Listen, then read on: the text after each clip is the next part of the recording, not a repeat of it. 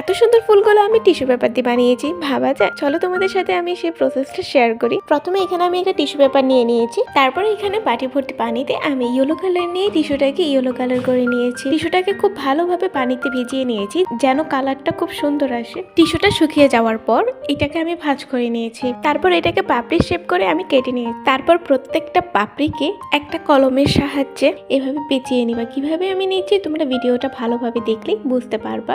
এটা আসলে বলার মতো কিছুই না, তোমরা ভিডিওটা দেখলেই বুঝতে পারবে। কাগজ এবং ককশিটে আমি ফুলের যে নিচে যে অংশটা থাকে আমি সেটা বানিয়ে নিয়েছি। তারপর একটা টিস্যুকে আমি গোল করে নিয়েছি এবং বানিয়ে রাখা ফুলের গোড়ার মাঝখানে আঠার সাহায্যে বসিয়ে দিয়েছি। তারপর প্রত্যেকটা পাপড়িকে আমি এক এক করে বসিয়ে নিচ্ছি। আমি পাপড়িগুলো বসাচ্ছি আর মনে হচ্ছে যেন ফুলটার জীবন ফিরে এসেছে। তোমরা ভিডিওটা খুব ভালোভাবে দেখলেই বুঝতে পারবা যে আমি পাপড়িগুলো কিভাবে বসিয়েছি। দেখো কতটা সুন্দর লাগতেছে ফুলটা দেখতে। সেম ভাবে আমি আরো 2টি ফুল বানিয়েছি। এখন বলো তোমাদের কাছে ভিডিওটা কেমন লেগেছে। যদি ভালো লেগে থাকে আমার পেজের সাথেই থাকবে। টাটা।